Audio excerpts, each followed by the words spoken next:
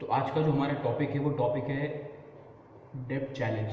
मतलब जो सरकार ने कर्जा ले रखा है, जो डेब्ट ले रखी है हमारे देश में डेवलपमेंट प्रोजेक्ट्स थे उनको चलाने के लिए, उसका अब क्या इफेक्ट पड़ सकता है कोरोना की वजह से, और उससे क्या क्या हमें बदलाव करने पड़ेंगे हमारे इन प्रोजेक्ट्स को आगे कैरी फॉरवर्ड करने में, और हमारे दूसरे जो हमारे डेवलपमेंट के काम हैं, और हमें किस तरीके से एक्सपेंडिचर को हमारे कंट्रोल करना पड़ेगा। तो चलिए शुरू करते हैं। Cowards do that and that ain't you! You're better than that! This here is all about my wife, my kids, the life that I live. Through the night, I was his. It was right what I did. My ups and downs, my slips, my falls, my trials and tribulations, my heart, my walls, my mother, my father. I love them, I hate them. Was God, I didn't have them, but I'm glad that He made them. The roaches, the rats, the strays, the cats, the guns, knives and bats. Every time I scrap. तो हम शुरू करते हैं 1990s से। 1990s में, early 90s में, 91 में जब हमारे पास इकोनॉमिक रिफॉर्म हुए थे, जिसकी अगुवाई करी थी उस टाइम की फाइनेंस मिनिस्टर श्री मनमोहन सिंह जी ने, जो बाद में जाके हमारे प्रधानमंत्री भी बने। उस टाइम पे हम मार्जिनली एक क्राइसिस से निकले थे, जस्ट बचे थे थोड़ा सा। उस टाइम पे हमारा जो फॉरेन रिजर्व था वो सिर्फ 2 दिनों की इम्पोर्ट लायक था। फॉरेन रिजर्व होता क्या है? फॉरेन रिजर्व होता है कि वो अमाउंट ऑफ मनी जिससे आप पता कर सके कितने दिन तक का इंपोर्ट आप अफोर्ड कर सकते हैं। आज की तारीख में हमारा फॉरेन रिजर्व जो है वो बहुत अच्छा अमाउंट है, $500 बिलियन तक है हमारा। उस टाइम पे सिर्फ 2 दिन के इंपोर्ट लायक था। उसके बाद हम पहुँचे अर्ली 1990 से 1996 में, 1997 में। उस टाइम पे रशिया ने अपने सोवरेन ऑब्लिगेशन डिफॉल्ट कर दिया था। मतलब सोवरेन ऑब्लिगेशन क्या होता है? सोवरेन ऑब्लिगेशन वो ऑब्लिगेशन है, वो मनी होता है जो एक देश किसी दूसरी संस्थान या दूसरे देश को ओ करता है, उसको उसे देना है, एक तरीके से कर्जा लिया हुआ है। तो वो अगर वो डिफ़ॉल्ट कर दे तो उसको बोलते हैं सोवरेन ऑब्लिगेशन डिफ़ॉल्ट। तो 1997 में रशिया ने डिफ़ॉल्ट किया। उसके बाद हम आए 2001 में, तो साउथ अमेरिकन कंट्री अर्जेंटीना, उसने भी सोवरेन ऑब्लिगेशन डिफ़ॉल्ट कर दिया। फिर आए हम 2002 में, तो वही साउथ अफ्रीकन कंट्रीज थी 2, पेरू और उरुग्वे, उसने भी सोवरेन ऑब्लिगेशन डिफ़ॉल्ट कर दिया। ये सारे जो डिफ़ॉल्ट हुए, ये इनके अंदर 3 कॉमन कारण थे। एक कारण था जो फॉरेन रिजर्व, इन तीनों कंट्रीज़ के फॉरेन रिजर्व जो थे वो बहुत लो थे। दूसरा कारण था फॉरेन कैपिटल डिपेंडेंसी, ये फॉरेन कैपिटल पे बहुत सारे डिपेंडेंस थे, बहुत ज़्यादा डिपेंडेंस थे अपने आप को चलाने के लिए। और तीसरा इनका था कि इन्होंने बहुत सारी डेब्ट, बहुत सारा कर्जा ले रखा था। तो ये 3 जो कॉमन कारक थे इन तीनों कंट्रीज़ में, जिसके कारण इन्होंने डिफ़ॉल्ट किया। और अब चूँकि कोरोना चल रहा है तो ऐसा अनुमान लगाया जा रहा है कि कोरोना के बाद में भी दोबारा ऐसा अनुमान लगाया जा रहा है कि जो कंट्रीज़ हैं वो सोवरेन ऑब्लिगेशन डिफ़ॉल्ट करेंगी कुछ कंट्रीज़।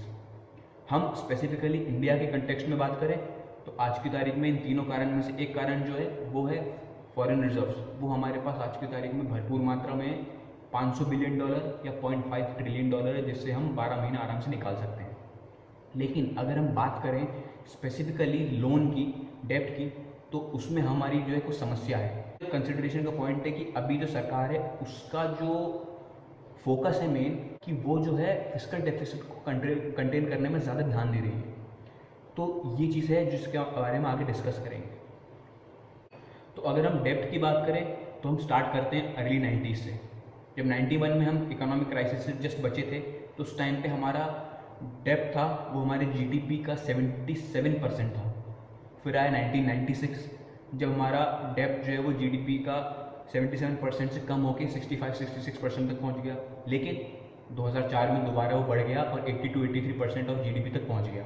लेकिन उसके बाद 2011 से 2019 में, इस अंतराल में ये फिर से 64-65% तक पहुंचा। लेकिन अब आज की तारीख में अगर हम इंडिया की कंटेक्स्ट में बात करें तो कोरोना के आने से पहले ऑलरेडी हमारी जो इकोनॉमी थी उसकी हालत थोड़ी ख़राब हो गई थी। और कोरोना के जस्ट आने से पहले we were growing 4% of GDP से हम ग्रो कर रहे थे। और प्लस कोरोना की वजह से हमारी जो सरकार है उसका एक्सपेंडिचर और ज़्यादा बढ़ गया है। तो इन सब से बहुत सारी क्रेडिट रेटिंग एजेंसीज हैं ग्लोबली, उन्होंने अनुमान लगाया कि अगले फाइनेंशियल ईयर में हमारा जो डेब्ट है वो दोबारा 82 से 84% ऑफ जीडीपी तक पहुंच जाएगा। तो इसके क्या क्या इम्प्लीकेशन हो सकते हैं गलत? एक इम्प्लीकेशन तो इसका ये हो जाएगा कि इससे इन्फ्लेशन बढ़ेगा, महंगाई जो है वो बढ़ेगी।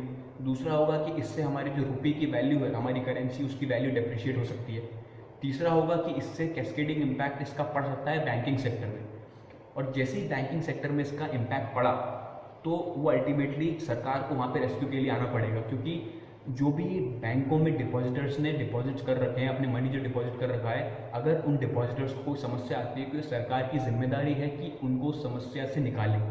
ऐसा सरकार ने पहले भी किया था, जब जो यस बैंक है वो डिफ़ॉल्ट कर गया था और उस टाइम पे, और IDBI बैंक भी है जिसकी हालत थोड़ी नाजुक चल रही थी, उस टाइम पे स्टेट बैंक ऑफ इंडिया और LIC कॉरपोरेशन दोनों ही संस्थानें जो हैं भारत सरकार द्वारा चलाई जाती हैं, उनके नियंत्रण में वो इनको रेस्क्यू करने के लिए आए थे। और जो चौथा पॉइंट है कि वो हमारी जो रेटिंग है, बहुत सारी रेटिंग एजेंसीज होती हैं जो हर कंट्री को रेटिंग देती हैं, जिस रेटिंग के बेसिस पे जो कंपनीज होती हैं और जो अलग अलग संस्थाएं होती हैं वो इन्वेस्ट करती हैं, इन्वेस्टर्स इन्वेस्ट करते हैं उस देश में। तो रेटिंग एजेंसी जो है हमारी कम हो सकती है इस कर्ज वाले पॉइंट के बाद। अगला पॉइंट जो आता है वो आता है फिस्कल डेफिसिट का। तो next point, fiscal deficit start करने से पहले आपको ये समझना होगा कि फिस्कल डेफिसिट होता क्या है।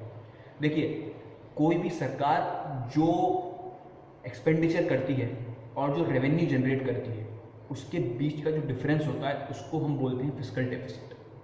तो स्पेसिफिकली अगर हम बात करें 2008 में जो इकोनॉमिक क्राइसिस हुआ था, पूरे वर्ल्ड में फाइनेंशियल क्राइसिस हुआ था, उससे जस्ट पहले भारत सरकार जो उस टाइम UPA सरकार थी वो फिस्कल डेफिसिट को उन्होंने 2.5% ऑफ GDP एक अच्छे उसमें लिमिट में कंट्रोल करा हुआ था। लेकिन जैसे ही वो फाइनेंशियल क्राइसिस हुआ वर्ल्ड का, उसके जस्ट बाद नेक्स्ट फाइनेंशियल ईयर में हमारा जो फिस्कल डेफिसिट है वो 6% ऑफ GDP तक पहुंच गया था। उसी के बाद हम आज प्रेजेंट की बात करें तो कोरोना जो है वो हेल्थ केयर क्राइसिस तो है ही, साथ में एक फाइनेंशियल क्राइसिस की तरह भी उसका इफेक्ट पड़ रहा है और फाइनेंशियल क्राइसिस भी साथ में है वो। तो आज की तारीख में बात करें तो कोरोना से पहले मोदी जी की सरकार ने फिस्कल डेफिसिट को अच्छा कंट्रोल कर रखा था, 3.5% ऑफ GDP तक इसने इसको नियंत्रण में रखा हुआ था। लेकिन अब कोरोना का अभी इफेक्ट चूँकि ख़त्म नहीं हुआ है, क्योंकि पीक अभी आई नहीं है, केसेस कॉन्स्टेंटली बढ़ रहे हैं, लेकिन एक सैचुरेशन पॉइंट आया नहीं है। तो अभी तक का जो अनुमान है वो कहता है कि 4.6% जो है फिस्कल डेफिसिट GDP तक पहुंच चुका है। हालांकि जो स्टेट्स हैं, स्टेट का जो GDP है भारत की स्टेट सारी का, उनका GDP जो है वो अभी 2.5% तक ही है। तो ये जो फिस्कल डेफिसिट है इसको कंट्रोल में लाने का सरकार के पास क्या क्या तरीका होता है। देखिए, सरकार जनरली डोमेस्टिक बोरिंग करती है, जैसे कि पेंशन कंपनीज हो गई या इंश्योरेंस कंपनीज हो गई, इन सब से वो बैंक्स हो गए, उनसे वो बोरो करती है। लेकिन आज की तारीख में ये अनुमान लगाया जा रहा है कि अभी एट प्रेजेंट फाइनेंशियल ईयर में ही सरकार ने 13 लाख करोड़ तक का लोन ले रखा है। और कोरोना और इन सबके जो क्यूमुलेटिव इफेक्ट है, इसके चलते अगले फाइनेंशियल ईयर तक सरकार का ये 13 लाख करोड़ तक का लोन है 22 लाख करोड़ तक में कन्वर्ट हो सकता है।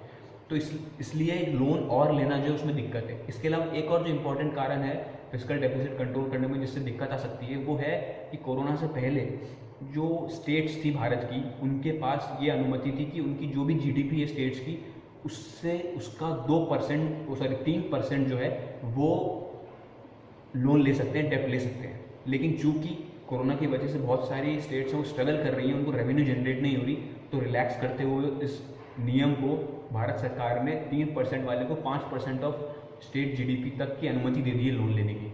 तो इसलिए जो है लोन को कंट्रोल करने में अभी थोड़ी समस्या आएगी। तो ये तो जो थी मैंने आपको समस्या बताई थी कि क्या क्या समस्या है हमारी भारत सरकार के सामने इस समय। अब मैं आपको बताऊंगा कि जो मैंने पढ़ा है, जहाँ तक मैं समझा हूँ, इससे क्या क्या हम समस्या से निकालने के लिए निदान क्या है वो भी तो बताना आवश्यक है ना। सिर्फ समस्या बता के हम जा तो नहीं सकते। अगर हम बोल रहे हैं तो हमें निदान कुछ सोल्यूशन भी देना पड़ेगा। तो मेरे हिसाब में 4 सोल्यूशन है जो मैंने समझे हैं, जो मैं आपको बताऊँगा। इन 4 सोल्यूशन में से 3 सोल्यूशन मैं एज इट इज बताऊँगा और जो चौथा सोल्यूशन है उसके कुछ सब पार्ट होंगे, उसमें मैं आपको बताऊँगा। तो जो पहला सोल्यूशन है वो सोल्यूशन हो सकता है सोवरेन बॉन्ड्स का। सोवरेन बॉन्ड क्या होता है? सोवरेन बॉन्ड एक सरकार जो है बॉन्ड इशू करती है इंटरनेशनली, उस बॉन्ड के ज़रिए सरकार पैसा जनरेट करेगी। इस बॉन्ड में एक मैच्योरिटी डेट होती है, जब तक वो मैच्योरिटी डेट नहीं आती तो सरकार जो इन्वेस्टर्स हैं जिनको बॉन्ड इशू किया है उनको इंटरेस्ट अमाउंट देती रहेगी। लेकिन जब मैच्योरिटी आ जाएगी, डेट आ जाएगी, उसके बाद वो उस अमाउंट की फेस वैल्यू उनको देगी। और ये आज की तारीख में हो इसलिए सकता है क्योंकि आज की तारीख में ग्लोबली जो इंटरेस्ट रेट है वो लो चल रहा है, तो उससे सरकार को थोड़ा फ़ायदा हो सकता है। दूसरा जो है वो होता है डेप्ट मोनेटाइजेशन। डेप्ट मोनेटाइजेशन में क्या होता है कि सरकार ने अगर लोन ले रखा है और वो एक सर्टेन बियॉन्ड के बाद, एक सर्टेन लिमिट के बियॉन्ड जाती है लोन लेने में, तो उसमें क्या होता है कि जो उस देश का सेंट्रल बैंक होता है, अपने केस में आरबीआई, वो सरकार को रेस्क्यू करने के लिए आ सकता है। कैसे कि सरकार ने गवर्नमेंट बॉन्ड जो है आरबीआई में रख रखे होते हैं, तो आरबीआई बॉन्ड को दोबारा सरकार को उसके प्रपोर्शन में मनी सरकार को दे देता है, जिससे कि सरकार को जो क्रेडिट क्रंच है, मनी का क्रंच है, वो थोड़ा कुछ हद तक उससे रिलीफ मिल सकती है। तो दूसरा ये पॉइंट हो गया। तीसरा पॉइंट है मसाला बॉन्ड्स। मसाला बॉन्ड्स क्या होते हैं? मसाला बॉन्ड्स रेगुलर बॉन्ड की तरह ही होते हैं जो भारत की सरकार इशू करती है, लेकिन इसे भारत की सरकार इशू करती है। क्यों? क्योंकि इस बॉन्ड में जो करेंसी होती है, जो डिनोमिनेशन होती है, वो हमेशा ही रुपीज़ ही रहता है। और इससे हम आज कैसे फ़ायदा ले सकते हैं? इससे हम एनआरआईज के ज़रिए हम हमारा जो पैसा जनरेट कर सकते हैं, जिससे हमें थोड़ा रिलीफ मिले। लेकिन इसकी एक लिमिटेशन ये होती है कि इससे हम 50,000 करोड़ या फिर मैक्सिमम 1 लाख करोड़ तक के हम पैसे जनरेट कर सकते हैं। उसके बियॉन्ड हमें दिक्कत आएगी। अगर हम पास्ट की बात करें तो एचडीएफसी और जो एनटीपीसी जैसी बड़ी संस्थाएं हैं, उन्होंने 3,000 और 2,000 करोड़ तक इससे जनरेट किए थे पैसे। ये 3 पॉइंट है। जो चौथा पॉइंट है, वो चौथा पॉइंट के अंदर कुछ सब पॉइंट और हैं जो मैं आपको बताऊंगा। हमें जो क्रेडिट रेटिंग एजेंसीज हैं और जो इन्वेस्टर्स हैं, उनको हमें बताना पड़ेगा, उनके अंदर एक कॉन्फिडेंस डालना पड़ेगा, हमारी रेजिलियंस पावर बता के उनसे हमें कहना पड़ेगा कि देखिए 91 में भी एक ऐसा ही फाइनेंशियल क्राइसिस आया था जब हमारे पास 2 दिन लायक फॉरेन रिजर्व्स बचे थे, उससे हम जूझ के निकल चुके और आज हमने एक फॉरेन रिजर्व का बफर क्रिएट कर लिया है $0.5 ट्रिलियन तक का।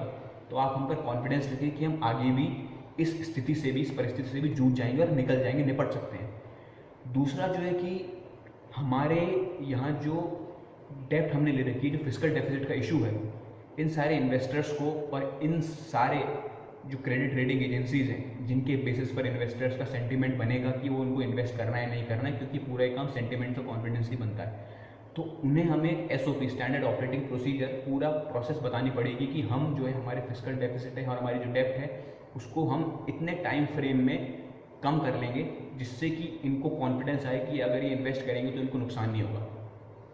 जो अगला पॉइंट है वो ये है, जो थोड़ा इंपॉर्टेंट भी है, कि हमारे यहाँ मेन जो दिक्कत है जिसके कारण जो कंपनीज हैं, जो इन्वेस्टर्स को इन्वेस्ट करने से कतराते हैं, वो है हमारे लेबर लॉज। उन लेबर लॉज में हमें कुछ चेंजेस करने पड़ेंगे, जिससे कि, और इस चेंज करने की प्रक्रिया में हमें इन इन्वेस्टर्स को भी शामिल करना होगा, जिससे कि हम दोनों म्यूचुअली अग्री कर सकें एक कुछ लॉज को लाने के लिए।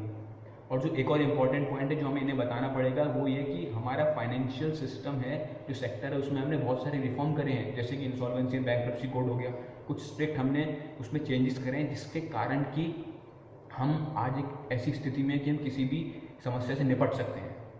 तो ये तो मैंने आपको समस्या भी बताई और समस्या के साथ उसके क्या क्या सोल्यूशन है वो भी बताया।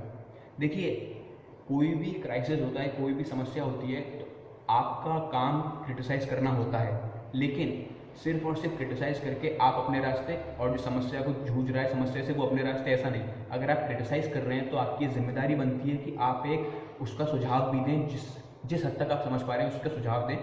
क्यों? क्योंकि अगर आप सुझाव नहीं देंगे, वो क्रिटिसिज्म सिर्फ एक क्रिटिसिज्म ही रह जाएगा, उससे कोई सामने वाले जिसको आप क्रिटिसाइज करें उसको कुछ असर भी नहीं पड़ेगा। लेकिन अगर आप सुझाव साथ में देंगे तो वो एक कंस्ट्रक्टिव क्रिटिसिज्म कहलाएगा। उससे क्या है, सामने वाले को फ़ायदा भी होगा और उससे वो उस चीज़ पे आगे चलेगा, तो पूरे सोसाइटी, पूरे देश को उससे फ़ायदा होगा। पार्टी कोई भी हो, बीजेपी हो, कांग्रेस हो, क्रिटिसाइज करना है कीजिए, मना नहीं कर रहा, criticism is a very important aspect of democracy, लेकिन एक कंस्ट्रक्टिव क्रिटिसिज्म कीजिए, जिससे कि जो भी इंसान उस परिस्थिति में उसको फेस कर रहा है उससे वो उबर पाए।